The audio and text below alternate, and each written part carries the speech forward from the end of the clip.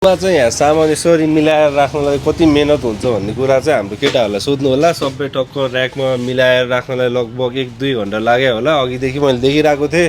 अब साथीभाइको केटाहरूको मेहनत त ठिकै छ, पछाडि नदेखाम भन्नुभयो थियो। त्यसैले केटाहरू को काम गरेछ त त्यही हो। जे भयो नि हाम्रो साथीभाइहरू केटाहरूले चाहिँ मेहनत गरेर सबैतिर सामान मिलाएर यता साइड पनि हेर्नु, यता खर्नु, उता गएर बाबु उता यता खर्नु हेर्नु, यहाँ हेर्नु, चाउचाउ बिस्कुट भयो, साबुनहरू भयो, यसरी सबै सामानहरू मिलाएर राख्नुभएको छ। चामलहरू पनि पछाडि देख्न सक्नुहुन्छ। यता खरेर अब हजुरलाई म चामल देखाउँछु, यहाँ हेर्नु। यसरी चामलको छली मिलाएर राख्नुभएको छ।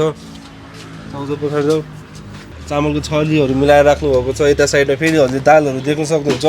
यो सबै चाहिँ एज अ टिम काम गरेर मात्र हुन्छ। एक्लै एउटा मान्छेले राख्छु मात्र भनेर हुँदैन। हाम्रोमा चाहिँ के छ भने केटाहरू काम गर्दा आफूले पनि कता ऱ्याकमा सामानहरू घट्या छ, के भर्न पर्ने छ, के गर्नुपर्ने छ हेर्छ, अनि मिलाएर राख्ने कामहरू गर्नुहुन्छ। यसरी चाहिँ दैनिक सबैजना मिलेर कामहरू भइरहेको हुन्छ।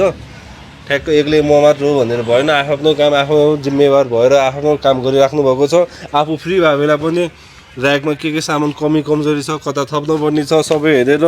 यता हजुरले चिनी देख्न सक्नुहुन्छ। यहाँ फेरि नेपाल टपको मस्यौरा, यता सबै सामान भयो। पछाडि चामल भयो, यता हजुरको साबुन सरफ, अनि अगाडि स्न्याक्स आइटमहरू। केटाहरू यताउता भागमा भाग भइसक्यो फेरि भिडियो खिच्दा।